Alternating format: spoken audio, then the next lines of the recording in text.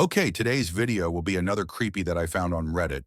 If you guys enjoy this type of stories, please drop a like and subscribe to the channel. Today's title is, Our House is Breathing. We'd given up our dream of ever owning a house long ago. We'd been priced out post-COVID, plain and simple. I'd accepted our fate. We'd be renting a 3-bedroom ranch from some old guy named Leonard that measured the nicks in the wall with a micrometer. We'd keep forking over cash every month, year after year, always treading water, in danger of drowning at any time. But then we found 27 Hillside Lane, and all of that changed. It was priced way below market value. I should have known then there was something wrong with it. Water damage, fire damage, wasps in the walls, maybe even a ghost or two. But the house passed inspection, and it was now or never. We bought the house. It was the biggest mistake of our lives. I first noticed it when I was cooking dinner on day 4 in the new house. As I lay breaded chicken into the oil, cursing out my picky kids who would only eat the most time-intensive of meals, I felt a soft breeze on my arm.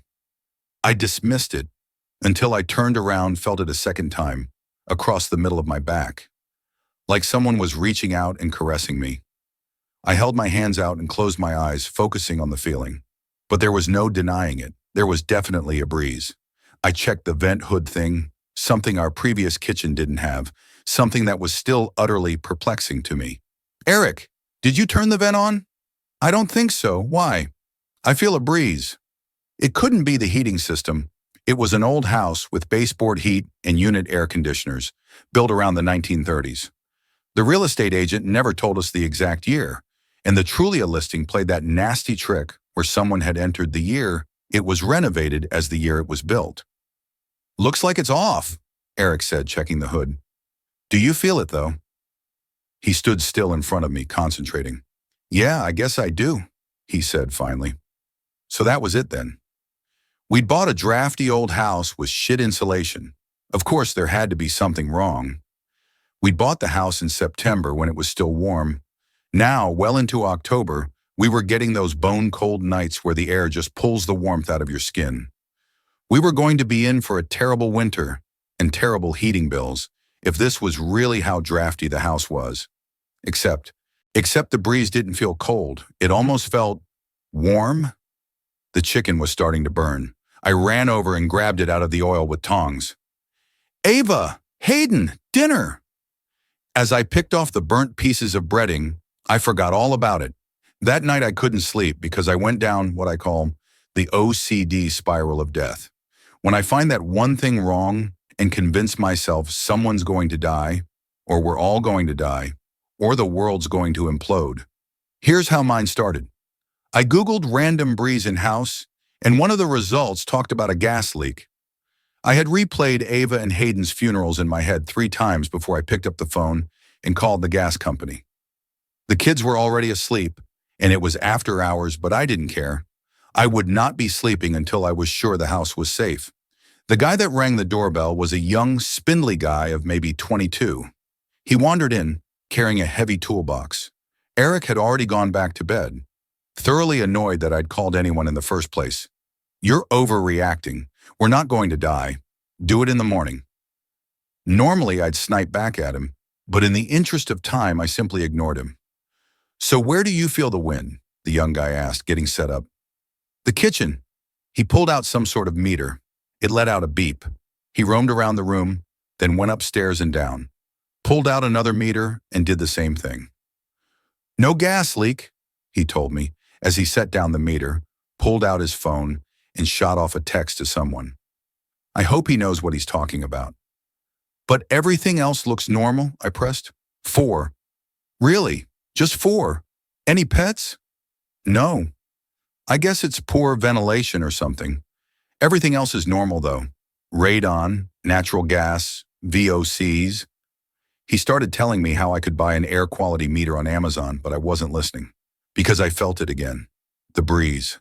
It was against the nape of my neck, against my ears and my cheeks, fluttering all the little flyaways that had escaped my ponytail. And I realized something. The breeze was changing direction. The little hairs on the nape of my neck fluttered one way. Then a few seconds later, they fluttered the other way. What the hell? Do you feel it? Right now? The breeze? Uh, yeah, I do feel it actually.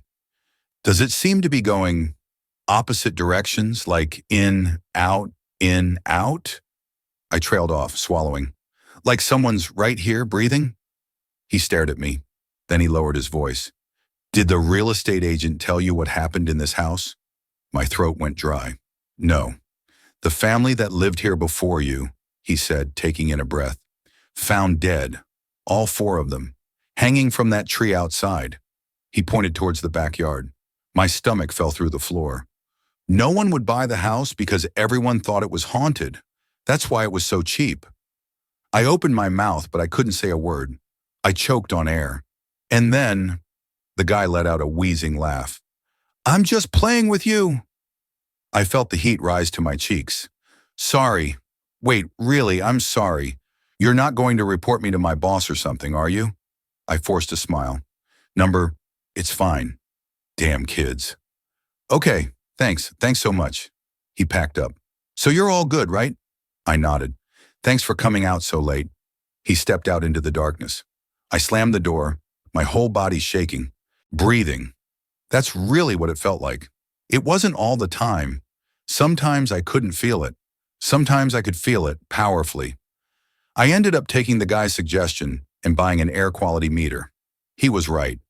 The CO2 levels were really high, so I opened some windows to ventilate, and because it was a lot less disturbing when the windows were open. As it turned out, however, the breeze was far from the only thing wrong with this house. On Tuesday afternoon, I decided to do some unpacking while Eric was at work and the kids were at school. I was feeling frustrated, both with my work. I was editing photos after one of my family photo sessions, and because it seemed like I'd misplaced my engagement ring for the umpteenth time. Besides, the house was really bothering me. Everything felt too blank, too sterile. It wasn't ours yet, without the ceramic red chicken in the kitchen, or the collage of family photos on the wall, or my photo of an autumn forest hanging in the foyer. So I got out the stud finder, some nails, and got to work. The stud finder was one of those magnetic ones that you hang from a string to find the nails in the studs, so I'd be nailing into wood rather than flimsy drywall. So there I stood, swinging the stud finder back and forth on a piece of tie-dyed yarn in front of the wall, like some kind of weirdo. I waited to feel a tug, waited for it to catch. Nothing happened. I stood there for 15 minutes, repositioning the stud finder, walking closer and further away, holding it at an angle, swinging it fast and slow. The stud finder never found a nail. Am I using it wrong? But I'd hung up stuff a few times before. I never had this much trouble. I tried different rooms, but it never caught on anything. I finally gave up.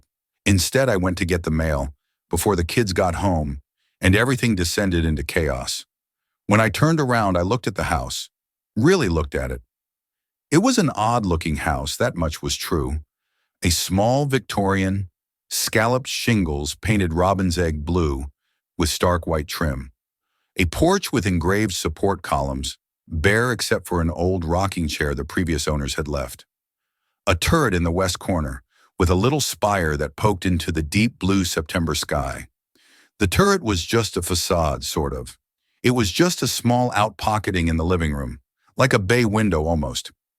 All of the turret that extended taller than the height of the house was just part of the attic. People always picture some sort of medieval tower with spiraling stairs. I know I did, but it isn't true. I headed back inside, sifting through the mail as I went, but when I got to the front door, I stopped dead. I was locked out. For fuck's sake, I said under my breath. I tried the door a few more times. Then I went around the back, but that door was locked too. I sighed and stared up at the old house. Eric wouldn't be home for a few hours. Even if he could leave work early, I couldn't text him. I didn't have my phone. As I paced around the house a second time, I noticed one of the windows was open in the living room. Of course, I'd left them open to ventilate. I started popping the screen out. The yard sloped gently back, though, so the opening was actually a few feet higher than a normal first-story window, which would make getting in a challenge. I set the screen against the side of the house and started to pull myself up. Making a complete fool of myself, I hung on for dear life and scrabbled to swing a leg over the windowsill. I slipped and fell into the soft, wet dirt. Pain shot up my hands and knees. I slowly got up, and as I did, realized there was blood on my hands. I'd cut them somehow when I fell. Defeated, I walked back to the front porch to collect my thoughts. On a whim, I tried the door one final time, my blood smearing over the brass knob. This time it opened. There's something wrong with this house. The kids had already gone to sleep. I could tell Eric was annoyed. He was scowling at me over a John Grisham book, eyebrows raised.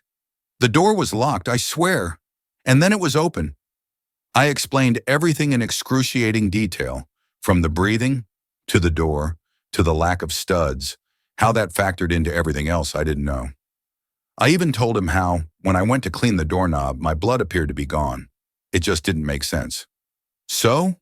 What are you trying to say? The house is haunted or something? I pressed my lips together. Maybe, he laughed. Okay. What? You don't believe me? I think maybe the stress of moving out is getting to you. He closed his book and set it down, looking more serious now. We were in the ranch for almost 10 years. It's a big change. Everything is so new. I'm not having a great time with it either, to be honest. Really? Everything's in the wrong place all the time. I can't find anything. And it's always too warm in here. I get all sweaty at night. And well, his expression changed suddenly as he glanced at something behind me. What? Well, I guess I noticed something kind of weird too. My blood ran cold. What? Okay, so, look at the doorframe of the closet, he said. Look up in the corner. I turned around and looked. The wood trim around the closet door was beveled and painted white, like molding or wainscoting. A little fancier than the room deserved, but I didn't notice anything off. I don't see anything.